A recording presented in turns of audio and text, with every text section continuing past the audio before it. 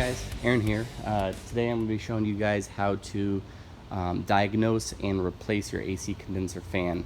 I see a lot of guys just replacing the fan because it's not coming on and it ends up being something else. So today I'm going to show you a foolproof way to know for sure that your condenser fan is bad.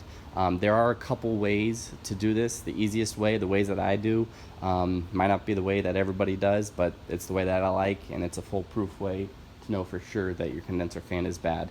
So first thing I like to do, make sure we're getting power to it. And there's actually a couple different ways that the computer will operate this fan under certain conditions. One of which is if the high side pressures in your AC system go above 226 degrees. Once it reaches above 226 degrees, it will turn on the fan to lower the high side pressures in your AC system. And also, if your coolant temperatures reach above 212 degrees, then the computer will then turn on the condenser fan to add further cooling to the system.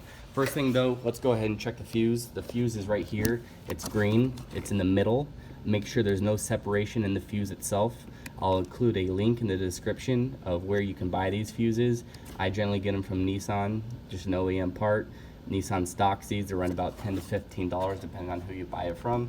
Once you see that that fuse is good, I like to go ahead and hook up a test light to the ground cable of the battery and then disconnect the connector on your condenser fan. And what you're going to want to do is hook up your test light to the blue wire right here. Alright, so with our test light hooked up, now what we're going to do is we're going to command the computer to turn power on to the condenser fan. In order to do that, we have to manually set the system through a self-test. So basically what happens is we can command the computer to go through a self-test, and what it's going to do is it's going to go through a series of operations. It's going to turn on the wiper blades, it's going to turn on the headlights, and then about 45 seconds after this test starts, we're going to get to the condenser fan. And if our circuits are correct, we'll see that the computer sends power to the wiring harness, and then we can go ahead and see if our test light turns on. So this test is pretty simple. What you're going to want to see is your door jam switch right here. We're going to turn the ignition on, and within 20 seconds of us turning the ignition on, we're going to push the switch down 10 times. And what you're going to hear is a relay clicking underneath your dash. That way you can actually confirm that you're pushing down the switch. Once we do it 10 times, we're actually going to go ahead and turn off the ignition switch. We're going to turn on the ignition switch, and then we're going to hear an audible a horn. It's just going to make a little beep sound. That way you know the test has confirmed and it is running. So let me grab my keys. Ignition switch on.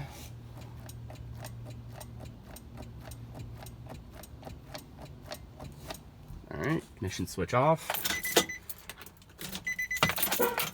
There you go. The test is started. It takes a little while, but you'll get to it. I also like to spray water on the windshield just so no scratches occur. You definitely don't want those wipers going full blast. It'll do a low speed for 5 seconds, and then it'll do a high speed for 5 seconds. Alright, then it'll probably go to the headlights. You'll hear some clicking going on. I believe the AC compressor is tested as well. And that AC compressor will test before the condenser is powered on.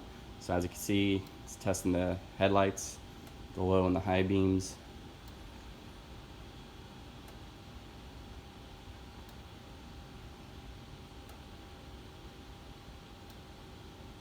Bear with me. Alright. You can hear the AC compressor engaging.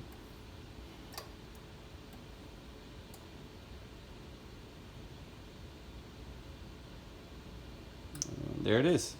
So now we confirmed that we are getting good power to our connector. So that's pretty much it.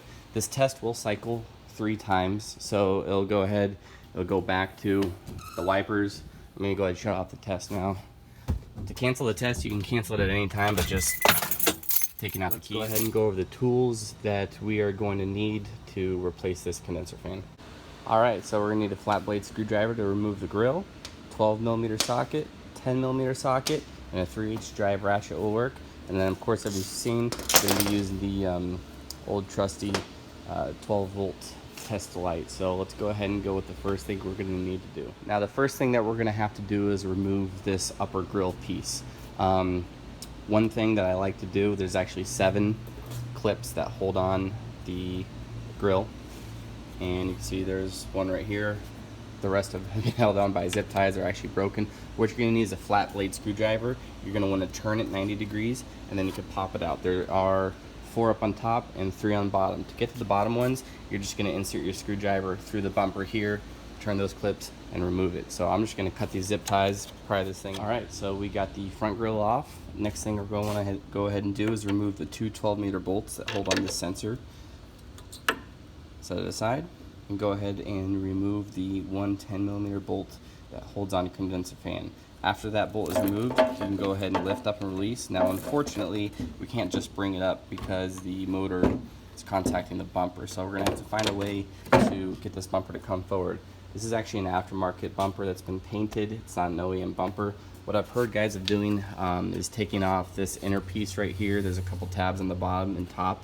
You can actually remove it, and some guys have had luck removing it through here. Unfortunately, in my case, I'm going to go ahead and have to remove the entire bumper. Now there are a couple bolts that hold them on.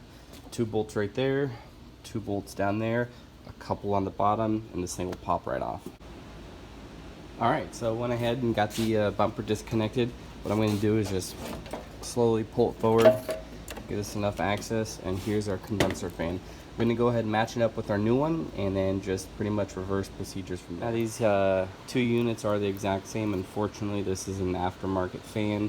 I wasn't able to get my hands on an OEM fan in time, so I had to go with aftermarket from O'Reilly's. I'll include a link in the description of the video as far as pricing and availability goes, where I bought it, but there seems to be some kind of felt tape on the bottom. I'm just going to put some tape on these mounts, probably just keep it from vibrating at all.